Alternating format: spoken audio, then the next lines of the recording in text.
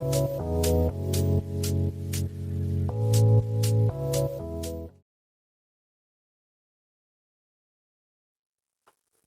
Friends, I am Manish और आप सबका बहुत बहुत स्वागत है हमारे YouTube channel study with Manish Pandey पर। दोस्तों, आज का टॉपिक है मिडिल इंग्लिश पीरियड। इससे पहले हम लोग ओल्ड इंग्लिश पीरियड को देख चुके हैं। हम लोग देख चुके हैं कि कैसे कुछ जर्मेनिक ट्राइब्स, जिसमें एंगल, सैक्सन, जूट्स थे, कैसे तत्कालीन ब्रिटेन को इन्वेड करते हैं, अपनी भाषा, अपना शासन वहाँ कायम करते हैं और उस जगह को एक नया नाम, उस जगह को एक नई भाषा वे लोग देते हैं। इंग्लैंड और इंग्लिश उन्हीं के द्वारा आती है। इसके बाद हम लोग कल ये भी देखे कि वहाँ स्कैंडिनेवियन पीपल भी आए, जो स्वीडन, डेनमार्क से संबंधित थे, जिनको वाइकिंग भी कहा जाता है। वो भी यहाँ आए, लगभग 200-250 साल तक रहे, अपना प्रभाव दिखाए, भाषा पर भी प्रभाव वो देखने को मिला। मिडिल इंग्लिश पीरियड जो है वो अब उससे आगे की कहानी है। इसकी शुरुआत होती है 1066 में नॉर्मन कॉन्क्वेस्ट के द्वारा। यद्यपि कुछ विद्वान मिडिल इंग्लिश पीरियड का जो टाइम है वो 1066 से नहीं मानते हैं, वो 1150 से 1500 तक का जो समय है। और ध्यान दीजिएगा कि मैं ईस्वी सन में ये सब मैं चर्चा कर रहा हूँ, बिफोर बीसी में मतलब मैं नहीं चर्चा कर रहा हूँ। तो अधिकांश विद्वान मानते हैं कि 1150 से 1500 का जो समय है यह मिडिल इंग्लिश पीरियड का है। लेकिन बहुत सारे विद्वान सीधे जहाँ से ओल्ड इंग्लिश पीरियड खत्म हो रहा है, ओल्ड इंग्लिश पीरियड कहाँ से खत्म हो रहा है, वो चलता है 499 से लेकर के 1066 तक चलता है, और 1066 से फिर कंटिन्यू कुछ लोग, कुछ विद्वान कर देते हैं 1500 तक। लेकिन जो विद्वान 1150 से 1500 को मानते हैं, उनके पीछे उनका क्या तर्क है वो भी आज मैं आप लोगों को बताऊंगा। ठीक है, तो सबसे पहले मैं चर्चा करता हूं इस डेट से, 1066, 1066 से। इसको नॉर्मन कॉन्क्वेस्ट वाला ईयर कहा जाता है।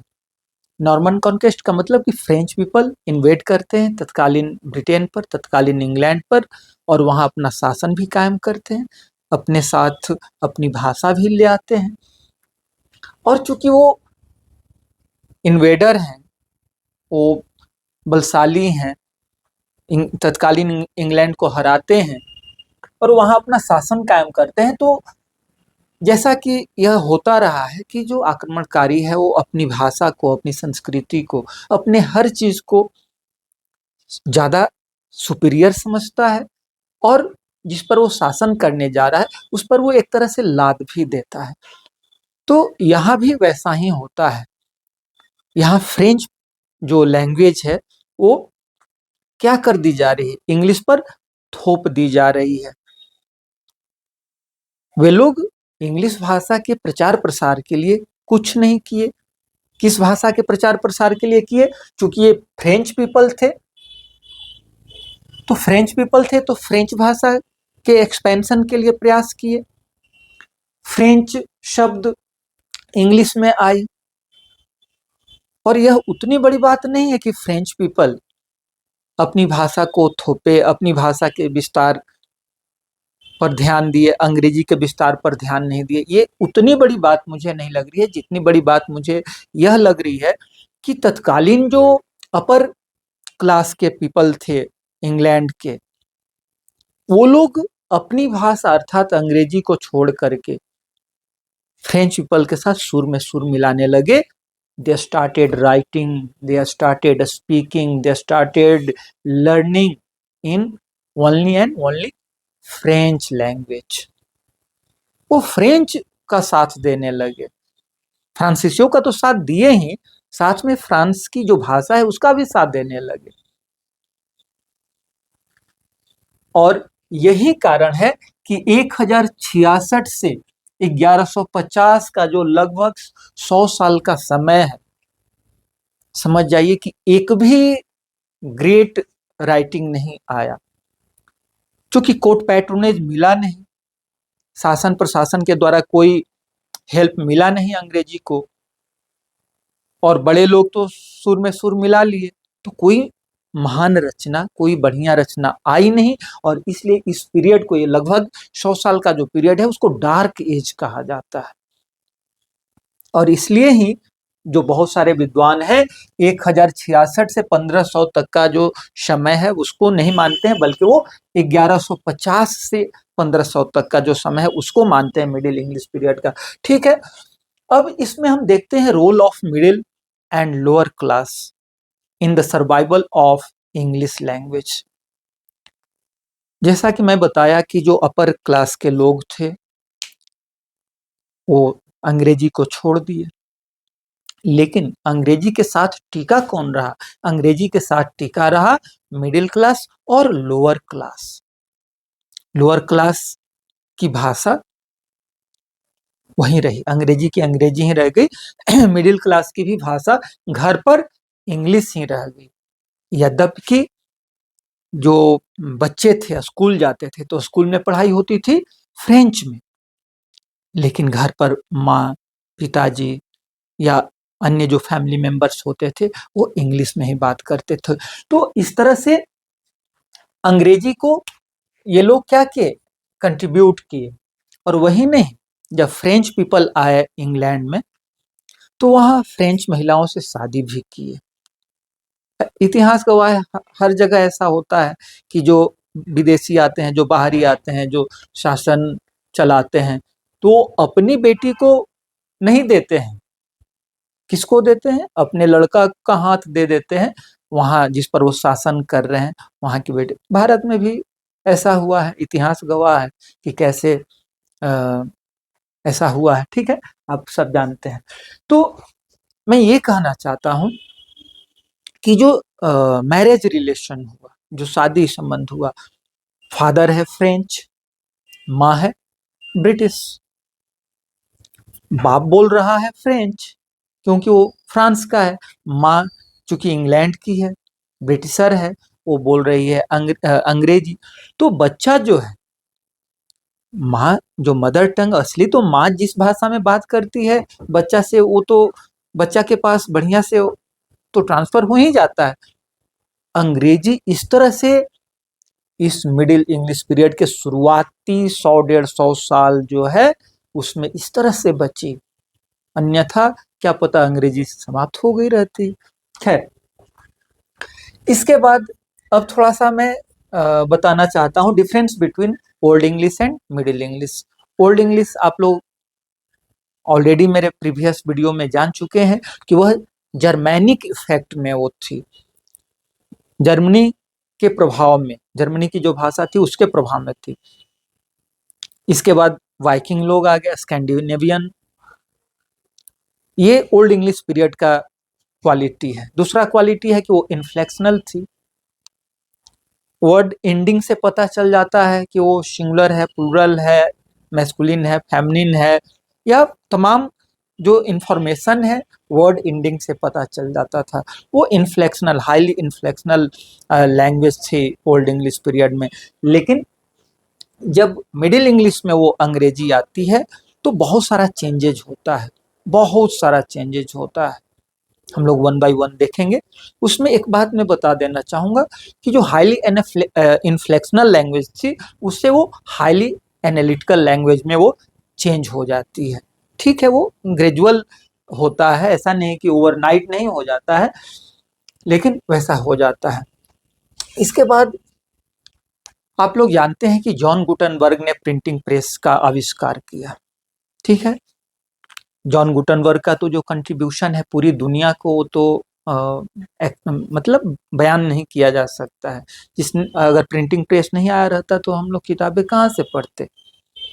लेकिन तत्कालीन ब्रिटेन में, तत्कालीन इंग्लैंड में, तत्कालीन दुनिया में जब जॉन गुटनबर्ग ने आविष्कार कर दिया प्रिंटिंग प्रेस का, वो तो आविष्कार कर दिया, साइंटिस्ट था, लेकिन पहला प्रिंटिंग प्रेस स्थापित किसके द्वारा किया गया? तो विलियम कैक्सटन के द्वारा 1476 ईस्वी में इंग्लैंड के वेस्टमिंस्टर नामक जगह पर दुनिया का पहला प्रिंटिंग प्रेस स्थापित किया गया। और प्रिंटिंग प्रेस स्थापित होने के साथ ही समझिए कि शिक्षा के जगत में एकदम क्रांतिकारी प्रभाव देखने को मिला। किताबों का प्रिंटिंग, वो तो आप समझ सकते हैं, पहले लोग हाथ से लिखते थे। एक आदमी एक किताब कितना दिन में लिखेगा, और मशीनें तो दिन भर में न जाने कितनी किताबें छाप देती हैं। तो विलियम कैक्सटन, इसको हम लोग प्रिंटिंग प्रेस का भी कंट्रीब्यूशन कह सकते हैं, और विलियम कैक्सटन का भी कंट्रीब्यूशन हम लोग कह सकते हैं। प्रिंटिंग प्रेस आ जाने से किताबें इजली छपने लगी, लोग पढ़ने लगे, लिटरेसी बढ़ा। तो लिटरेसी बढ़ा और दूसरी तरफ क्रिश्चियन मिशनरी भी लगी हुई थी। मिडिल इंग्लिश पीरियड में जो चेंजेज आए हैं उसके पीछे बहुत सारा कारण है, उसमें क्रिश्चियन मिशनरी की भी बहुत बड़ी रोल रही है। उनको अपना धर्म का विस्तार करना था, तो धर्म का विस्तार कैसे होगा? मुंह से कितना आप बोलिएगा, किताब रहे, रिलीजियस जो स्क्रिप्चर्स है, लिटरेरी जो बुक्स हैं, आप जितना ही दीजिएगा, बांटिएगा, उतना ही तेजी से होगा। हम लोग देखते हैं आगे इसी में मिडिल इंग्लिश पीरियड में देखेंगे कि कैसे ड्रामा का भी जो ये होता है, प्रादुर्भाव होता है, वो मिडिल इंग्लिश पीरियड में हो जाता है। और उसमें भी एक क्रिश्चियन मिशनरी का बहुत बड़ा रोल है, जो मिरेकल और मिस्ट्री प्लेज हैं उसके माध्यम से। तो ये हो गया कि क्रिश्चियन मिशनरी अपने धर्म के विस्तार के लिए क्या कहते हैं, अंग्रेजी में ट्रांसलेशन और भी भाषा में ट्रांसलेशन, ताकि सब लोग उनकी बात को, उनके धर्म के बारे में जान सके, समझ सके, है ना। इसके बाद हम आते हैं dialects of middle English. Old English period में हम लोग पढ़ चुके हैं कि 4 डायलेक्ट्स थे। मिडिल इंग्लिश पीरियड में एक डायलेक्ट और बढ़ जाता है। डायलेक्ट जिसको हम लोग सामान्य बोलचाल की भाषा में बोली कहते हैं। तो एक भाषा की कई बोलियां हो जाती है। और वह पीरियड तो ऐसा था कि अभी मानकीकरण हुआ नहीं था। और ध्यान दीजिएगा, अंग्रेजी भाषा मतलब इंग्लिश का स्टैंडर्डाइजेशन ऑफ इंग्लिश लैंग्वेज में प्रिंटिंग प्रेस का बहुत बड़ा रोल है। कैसे रोल है? जब किताबें छपने लगी तो लोग जानने लगे कि किसी शब्द का असली वर्तनी क्या होता है, उसका प्रोनाउंसिएशन क्या होता है, वर्ड ऑर्डर क्या होता है, कोई शब्द है उसको क्वालिफाई करने वाला शब्द पहले आता है कि बाद में आता है। तो किताबों के कारण जब किताबें छपने लगी तो अंग्रेजी भाषा का मानकीकरण होना चालू हो गया। तो फिर भी जो मिडिल इंग्लिश जो थी वो डायलेक्टिकल थी। जैसे ओल्ड इंग्लिश डायलेक्टिकल थी, मिडिल इंग्लिश भी डायलेक्टिकल थी। लेकिन हम लोग ओल्ड इंग्लिश में पढ़े हैं कि ओल्ड इंग्लिश में नॉर्थम्ब्रियन थी, वेस्ट सेक्शन यहाँ मैं लिख देना चाहूंगा ऑफ ओल्ड इंग्लिश, ठीक ना। जो ओल्ड इंग्लिश पीरियड में नॉर्थम्ब्रियन थी वो मिडिल इंग्लिश पीरियड में नदर्न डायलेक्ट हो गई। जो ओल्ड इंग्लिश पीरियड में वेस्ट सेक्शन डायलेक्ट था वह मिडिल इंग्लिश पीरियड में साउदर्न कहलाने लगा। और ओल्ड इंग्लिश पीरियड में जो मर्सियन डायलेक्ट था, मैं मैप के द्वारा बताऊंगा, पहले यहां देख लीजिए कि ओल्ड इंग्लिश पीरियड में जो मर्सियन डायलेक्ट था वह 2 भाग में विभाजित हो जाती है, ईस्ट मिडलैंड और वेस्ट मिडलैंड। हाँ, एकमात्र केंटिश डायलेक्ट है जो कि ओल्ड इंग्लिश पीरियड में भी और मिडिल इंग्लिश पीरियड में अनचेंज रह जाती है। अब आप इस मैप को देख सकते हैं। ये है जो भाग है, यहाँ आप ये देख सकते हैं, यह जो भाग है ये मिडिल इंग्लिश का है। मैं यहाँ लिख देना चाहूंगा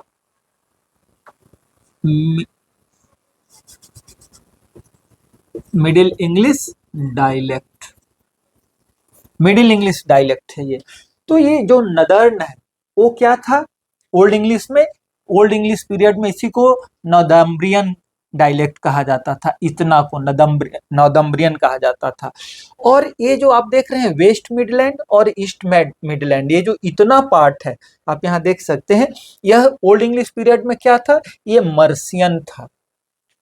यह इतना पार्ट क्या था, मर्सियन था, और मर्सियन ही डिवाइड हो जाता है, एक वेस्ट मिडलैंड हो जाता है और दूसरा ईस्ट मिडलैंड हो जाता है। यही ईस्ट मिडलैंड जो डायलेक्ट है यही डेवलप होता है और आगे मॉडर्न पीरियड में जाकर के स्टैंडर्ड इंग्लिश, यही इसी भाग का जो इंग्लिश है ईस्ट मिडलैंड वाला, वो स्टैंडर्ड इंग्लिश जाकर के बन जाता है। ठीक है। और ये जो साउदर्न है, देखिए ये जो साउदर्न डायलेक्ट है, ये ओल्ड इंग्लिश में क्या कहलाता था, यही वेस्ट सेक्शन कहलाता था। ये ओल्ड इंग्लिश पीरियड में क्या कहलाता था, वेस्ट सेक्शन कहलाता था, जो कि मिडिल इंग्लिश में साउदर्न कहलाया। और ये जो छोटा सा है, यह ओल्ड इंग्लिश में भी केंटिस था और मिडिल इंग्लिश में भी केंटिस है, ये अनचेंज्ड है। तो मैं उम्मीद करता हूं कि इस मैप के द्वारा आपको समझने में बहुत सुविधा हुई होगी। ओल्ड इंग्लिश बस एक बार मैं रिपीट कर देना चाहूंगा, ओल्ड इंग्लिश नदम्ब्रियन नॉर्दर्न हो गया, केंटिस जो ओल्ड में था मिडिल में भी सेम रह गया, साउदर्न जो था एंग्लो कह रहे हैं वेस्ट सेक्शन था। हाँ, ये जो है ईस्ट मिडलैंड और वेस्ट मिडलैंड, ये क्या था, ओल्ड इंग्लिश में ये मर्सियन था, मर्सियन का विभाजन हो जाता है। ठीक है। इसके बाद अब हम देखेंगे कि मिडिल इंग्लिश पीरियड में ग्रामर कैसा था, वोकेबुलरी कैसा था। जब वोकेबुलरी की चर्चा करेंगे तो बोरोविंग्स की चर्चा करना होगा। तो अब हम आगे देखते हैं,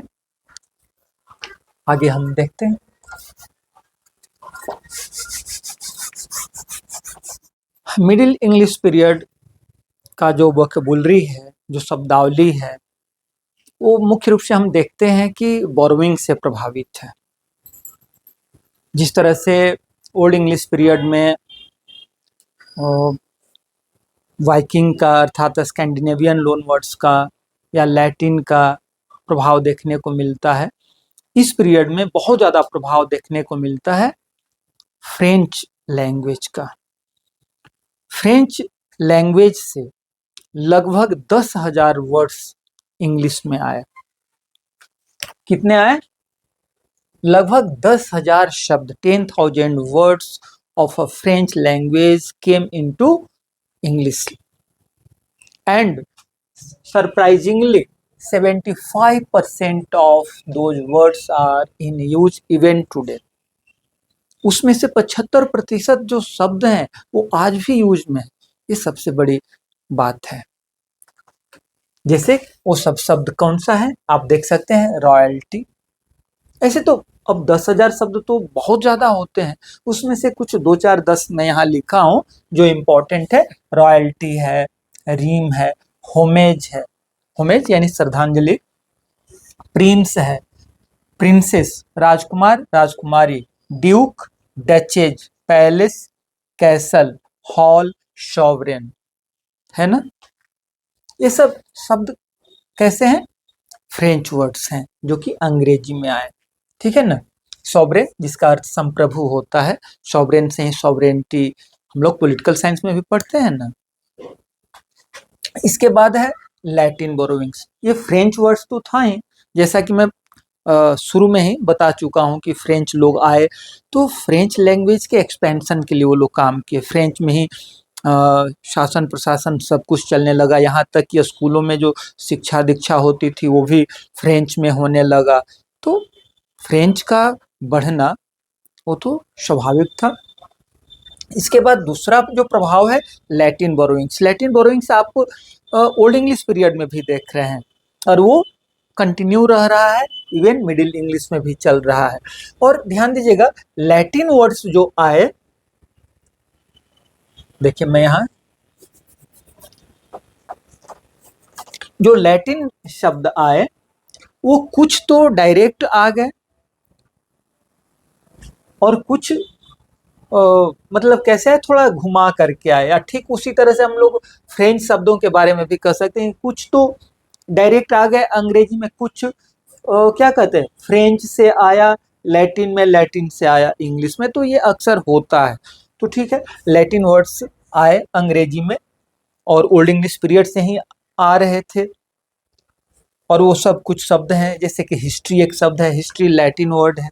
लीगल है, जीनियस है, टेम्परेचर है तापमान, इंडेक्स सूची, मैग्नीफाई आवर्धित करना, पिक्चर तस्वीर, ये सब जो कुछ शब्द हैं ये सब मिडिल इंग्लिश पीरियड में शामिल हुए लैटिन भाषा के शब्द हैं। और भी बहुत सारे शब्द हैं, जैसा मैं इंट्रोडक्शन के ही समय बता दिया था कि जो मिशनरी थी वो अपने धर्म के एक्सपेंशन के लिए काम कर रही थी। तो जब प्रिंटिंग प्रेस चालू हुआ तो लैटिन वर्ड्स बहुत सारे आए, बहुत सारे आए। जब बाइबिल का ट्रांसलेशन किया जाने लगा, तो जब ट्रांसलेशन किया जाने लगा अंग्रेजी में, तो केवल बाइबिल की बात मैं बता रहा हूं कि लगभग 1000 से अधिक शब्द बाइबिल में, बाइबिल के जो मतलब लैटिन के जो शब्द थे वो अंग्रेजी वाले बाइबिल में आ गए। सिर्फ एक बाइबिल की बात मैं कह रहा हूं कि लैटिन शब्द आ गए। ठीक है, ये तो हम लोग देख लिए कि मिडिल इंग्लिश पीरियड में वोकेबुलरी कैसी थी। तो वोकेबुलरी हम लोग देख रहे हैं कि वो बोरोविंग से प्रभावित थी, जिसको लोन वर्ड्स भी कहा जाता है, उधार लिया हुआ भी कहा जाता है। इसके बाद हम लोग देखते हैं मिडिल इंग्लिश ग्रामर। जो मिडिल इंग्लिश ग्रामर है वो, उसमें जो चेंजेज है दो स्तर पर देखने को मिलता है, एक फोनोलॉजिकल और दूसरा ग्रामेटिकल। ग्रामेटिकल में क्या था, जैसा कि मैं बताया था जब मैं difference between old English and middle English में बता रहा था, तो मैं बताया कि ओल्ड इंग्लिश जो थी वो हाईली इनफ्लेक्शनल थी, वो वर्ड एंडिंग से उसके बारे में बहुत सारा इंफॉर्मेशन मिल जाता था, जबकि मिडिल इंग्लिश जो थी वो ज़्यादा एनालिटिकल होती जा रही थी। तो ये चेंजेस हम ग्रामर में देखते हैं। दूसरा चीज़ है कि जो क्या कहते हैं, मिडिल इंग्लिश जो है अब इस पीरियड में, शुरू में तो नहीं, लेकिन लगभग 14वीं शताब्दी के आते आते बहुत सारे बढ़िया बढ़िया राइटर आ जाते हैं, चौसर आ जाते हैं। तो उससे क्या होता है कि, और दूसरा चीज़ है प्रिंटिंग प्रेस, उसके चलते क्या होता है कि ग्रामर कैसे प्रभावित होती है कि जो वर्ड ऑर्डर है वो फिक्स्ड हो जाता है। ओल्ड इंग्लिश में उतना वो फिक्स नहीं था, जैसे आज हम लोग पढ़ते हैं subject plus verb plus object, या इंटेरोगेटिव सेंटेंस है तो एक्सिलरी वर्ब प्लस ये प्लस वो, ये सब पढ़ते हैं ना। ये मिडिल इंग्लिश पीरियड में ये सब चीज देखना दिखना चालू हो गया था। ठीक है, जो सबसे मेजर जो चेंजेज हुआ मिडिल इंग्लिश पीरियड में वो हुआ फोनोलॉजिकल। Phonological means sound. आप जानते हैं कि वॉवेल्स कॉन्सोनेंट्स क्या है, ये साउंड ही तो है। ये मिडिल इंग्लिश पीरियड में जो वॉवेल्स हैं वो ज्यादा बदले, यद्यपि वो क्या कहा जाए, अगर वो कॉन्सोनेंट को कहा जाए तो कॉन्सोनेंट में ज्यादा परिवर्तन नहीं हुआ।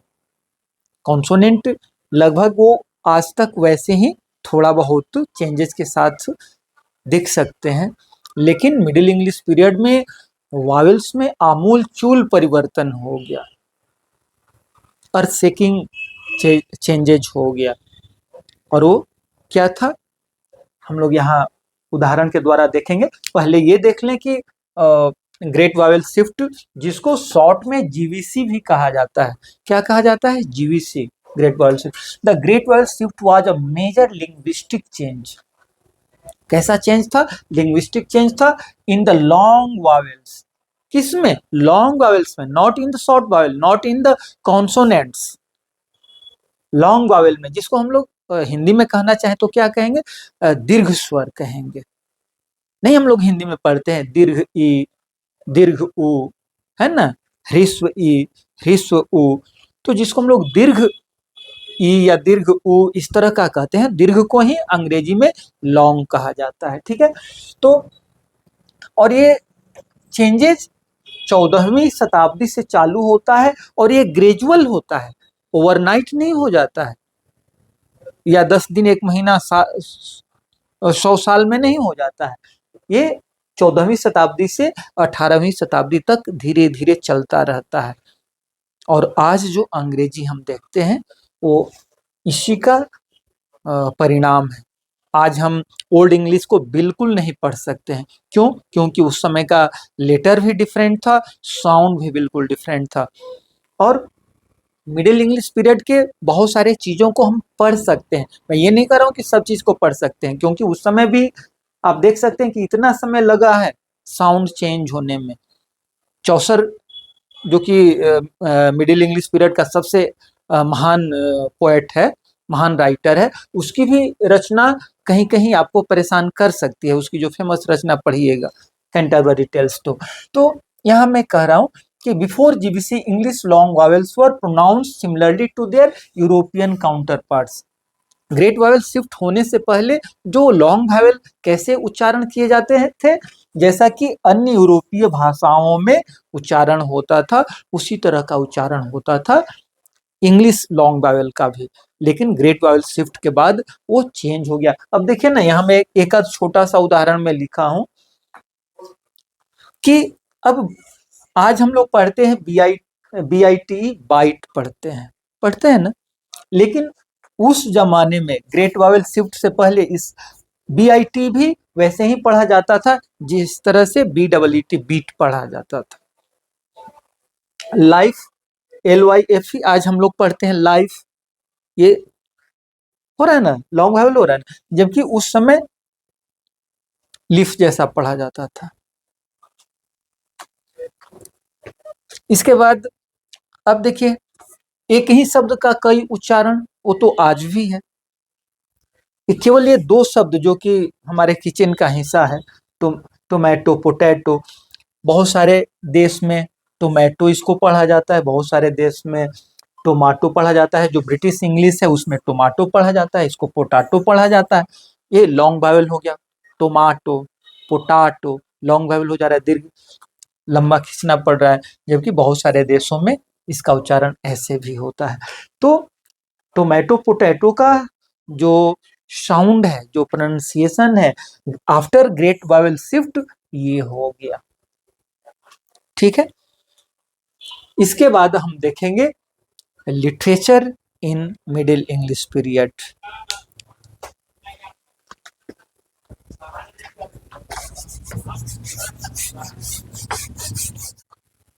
यद्यपि हम देखते हैं कि मिडिल इंग्लिश पीरियड में शुरुआती समय में इंग्लिश की दशा और दिशा तो बहुत बढ़िया नहीं दिख रही है, लेकिन जैसे जैसे समय गुजरता है, मिडिल इंग्लिश पीरियड के उत्तरार्ध को देखा जाए तो बहुत बढ़िया संकेत देखने को मिलता है।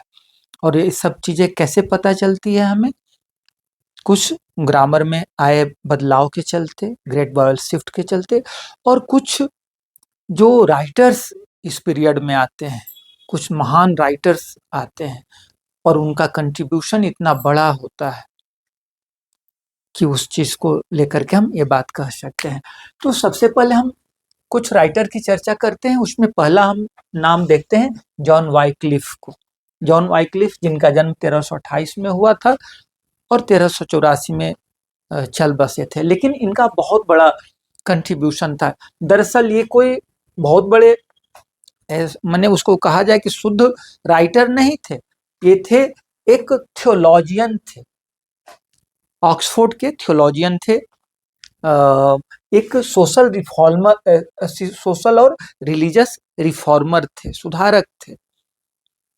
हाँ, कुछ ये क्या किए हैं, बाइबिल का लैटिन से अंग्रेजी में ट्रांसलेशन भी किए हैं, इसलिए भी ये बहुत फेमस हैं। जिनको द वाइक्लिफ बाइबल भी कहा जाता है, उस पुस्तक को ट्रांसलेट किए लैटिन से अंग्रेजी में। और ये एक और कारण से जाने जाते हैं, क्योंकि इनका हमेशा टसल चलता था चर्च से। चर्च, जो कि आप जानते हैं कि मिडिल इंग्लिश पीरियड में वो एक तरफ राजा, दूसरे तरफ चर्च, दोनों लोग आपस में तो लड़ते ही थे कि मैं पावरफुल तो मैं पावरफुल। एक कहता था कि जनता मेरे साथ है, दूसरा कहता था कि भगवान मेरे साथ है। तो चर्च में भी बहुत सारी कुरीतियाँ आ गई थी, जिसके चलते आगे हम देखते हैं कि धर्म सुधार आंदोलन भी होता है। खैर, तो ये जो जॉन वाइक्लिफ थे, चर्च में जो कुरीतियाँ थी, जो बुराइयाँ थी, उन पर बहुत प्रहार करते थे। चर्च के लोग इसके चलते इनके अगेंस्ट भी रहते थे, और इनके साथ, इनके बातों के प्रभाव में आकर के बहुत सारे लोग इनके साथ भी रहते थे, और वो लोग जो इनके साथ रहते थे उनको लोलार्ड्स कहा जाता था। क्या कहा जाता था? लोलार्ड्स। और ये लोलार्ड्स मूवमेंट भी यहाँ हम देख सकते हैं। वो जो लोलार्ड्स होते थे, बहुत ही सीधा साधा लोग होते थे, सीधा साधा कपड़ा पहनना, सिंपल लाइफ जीना, और जाकर के लोगों को वो क्या करते थे? उपदेश देने का भी काम करते थे, अच्छी बातें बताने का भी काम करते थे। तो यह है हमारे जॉन वाइक्लिफ। इसके बाद हम दूसरा नाम जो देखते हैं मिडिल इंग्लिश पीरियड में है, वो विलियम लैंगलैंड। इनका जन्म 1330 में हुआ था, 1400 में ये चल बसे थे। आप देख सकते हैं कि ये मुख्य रूप से जो तीन राइटर हैं, ये भी 1328, 1384, तो ये लोग बहुत ज्यादा लंबा आयु नहीं अपना ये की, 60-70 साल में लोग चल बसे थे। खैर, तो विलियम लैंगलैंड जो है, इनकी एक पुस्तक है जिसको शॉर्ट में तो कहा जाता है पायर्स द प्लाउमैन। शॉर्ट में क्या कहा जाता है? शॉर्ट में कहा जाता है पायर्स द प्लाउमैन। लेकिन इस पुस्तक का पूरा जो नाम है, कभी कभी कंपटीशन में पूछ देता है कि इस पुस्तक का पूरा नाम क्या है, तो पूरा नाम है the vision of William concerning Piers the Plowman. ठीक है। और कैंटरबरी टेल्स के बाद, कैंटरबरी टेल्स की चर्चा मैं करूंगा, अभी मैं इतना जानिए कि कैंटरबरी टेल्स के बाद अगर दूसरी किताब जो फेमस थी मिडिल इंग्लिश पीरियड में, तो वह थी the vision of William concerning Piers the Plowman, अर्थात पायर्स द प्लाउमैन। और ये किस बात से पता चलता है? वो इस बात से पता चलता है कि इसकी 64 मैन्युस्क्रिप्ट पाई गई। कितनी पाई गई? 64 मैन्युस्क्रिप्ट पाई गई, 64 पांडुलिपियां पाई गई, और वो हल्का फुल्का अंतर के साथ थी। और इन चीजों से यह पता चलता है कि तत्कालीन समाज में यह रचना कितनी जनता के बीच छाई हुई थी। ठीक है। इसके बाद यहाँ मैं दो तीन बात का यहाँ चर्चा करना चाहूंगा। अक्सर कंपटीशन में पूछ देता है द पर्ल पोएट्स या फिर the Gawain and the green night. ये पर्ल पोएट उस समय के कुछ ऐसे पोएट्स के बारे में कहा जाता है जिनकी रचना तो उपलब्ध है, लेकिन उस रचना को रचा किसने है, उसका अतर कौन है, उसका पोएट कौन है, वो अननोन है। तो वैसे पोएट्स को जिनकी रचना तो उपलब्ध है लेकिन रचनाकार का नाम नहीं पता है, उनको द पर्ल पोएट कहा गया है। क्या कहा गया है? पर्ल पोएट गया। और दूसरा चीज है सर गवाई एंड द ग्रीन नाइट। ये कुछ हीरोइक डीड वाले लोग हैं जिनकी क्या कहते हैं कि इनका भी ऑथरशिप उतना क्लियरली पता नहीं है। और इस तरह की कुछ कविताएं हैं, जैसे द चैलेंज है, द नाइटली क्वेस्ट है, द टेम्पटेशन है, द रिटर्न ब्लो है, ये सब सरगवी एंड द ग्रीन नाइट के अंतर्गत आती हैं। इस पीरियड के, अर्थात मिडिल इंग्लिश पीरियड के 14वीं शताब्दी के अगर सबसे महान कोई रचनाकार है तो वो है जोफ्रे चौसर। जोफ्रे चौसर को फादर ऑफ इंग्लिश पोएट्री भी कहा जाता है। इनका जन्म 1340 में हुआ था लंदन में, 1400 में ये चल बसे थे। ये संपन्न परिवार से भी थे, और यह इकलौता ऐसा राइटर हुआ है जहां तक मेरी जानकारी है कि वो 3-3 राजाओं के साथ काम किया है, और वो भी बहुत ऊंचे पद पर।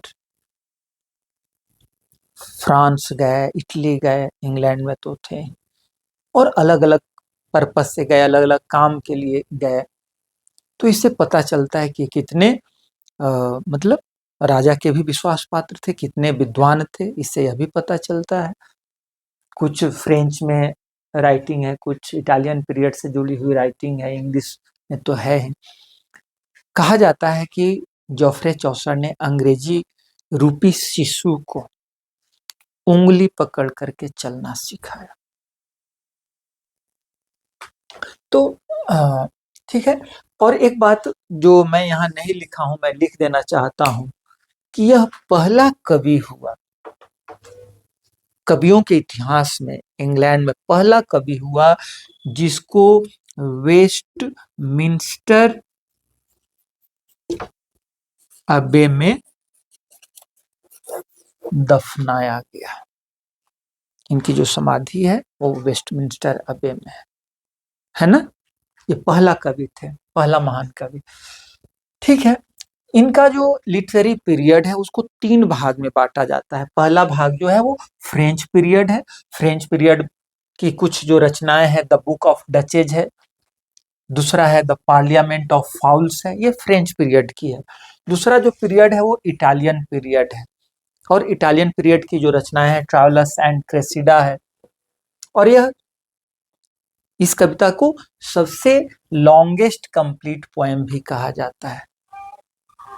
अब देखिए कैंटरबरी टेल्स भी है, 17,000 लाइन्स है ना। मैग्नम ओपस कहा जाता है इस रचना को, कि मैग्नम ओपस है, most celebrated work of Geoffrey Chaucer. लेकिन ये कैंटरबरी टेल्स कंप्लीटेड वर्क नहीं है। आप इसके बारे में एक सेपरेट वीडियो ही मैं बनाऊंगा। ऐसा समझिए कि चौसर की तो बहुत बड़ी योजना थी, लेकिन वो योजना पूरी हो नहीं पाई। लेकिन लॉन्गेस्ट कंप्लीट पोएम का दर्जा किसको प्राप्त है? ट्रायलस एंड क्रेसिडा को। इसके बाद द हाउस ऑफ फेम है, the legend of good women है। और इंग्लिश पीरियड जब आता है तो इंग्लिश पीरियड में इनकी जो रचना है द कैंटरबरी टेल्स है, द प्रोलॉग है ये। और ये जो कैंटरबरी टेल्स है, ये लोग कैंटरबरी जा रहे हैं, है ना। आप तो जानते हैं कि पुराने समय में लोग तीर्थाटन करते थे, तीर्थ पर निकलते थे। हमारे यहाँ भारत में भी गांव देहात से भी लोग जाते थे। तो लोग, आज जैसा तो ट्रेन था नहीं, बसें थी नहीं, या कुछ इस तरह का था नहीं, तो लोग मैक्सिमम पैदल चलते थे, या घोड़ा हो गया, गाड़ी हो गया, ये सब हो गया। तो उसमें कहानी कहने का भी प्रचलन था, ताकि रास्ता भी कट जाए, या फिर रात में जहाँ ठहरे हैं तो वहां भी ये सब होता था। तो देखिए बहुत सारी कहानियां हैं, टेल अर्थात कहानियां हैं। उसमें से कुछ फेमस है, मिलर्स टेल है, वाइफ ऑफ बाथ टेल है, क्लर्क टेल है, मर्चेंट्स टेल है, पार्टनर्स टेल है, नन प्रिस्ट टेल है। तो ये सब चीज है। यह रचना जोफ्रे चौसर को सबसे महान बनाती है। तो ये था आज का मिडिल इंग्लिश पीरियड। मुझे उम्मीद है आज का वीडियो आप लोगों को बहुत बढ़िया लगेगा, ज्ञानवर्धक लगेगा। और मैं ये कहना चाहता हूँ कि ये जो अभी मैं 3 वीडियो जो है, ये आज का ये दूसरा वीडियो है। तो पहला वीडियो, दूसरा वीडियो और तीसरा वीडियो, मतलब old English period, middle English period और मॉडर्न इंग्लिश पीरियड, ये न केवल कंपटीशन के ख्याल से इम्पोर्टेंट है, बल्कि मैं कहूँगा कि कोई भी ऐसा आदमी जो अंग्रेजी से प्यार करता है, किसी दूसरे भाषा में इंटरेस्ट रखता है कि कैसे क्या हुआ ये सब जाने, उन सब के लिए भी ये मेरा ये 3 वीडियो जो है बहुत उपयोगी, बहुत अच्छा सिद्ध होगा। तो आज का वीडियो देखने के लिए आप लोगों को बहुत बहुत धन्यवाद। वीडियो अच्छा लगे तो इसे निश्चित रूप से आप शेयर कीजिए, सब्सक्राइब कीजिए, लाइक कीजिए, मुझे बहुत अच्छा लगेगा। तो आपको बहुत बहुत धन्यवाद। Thank you.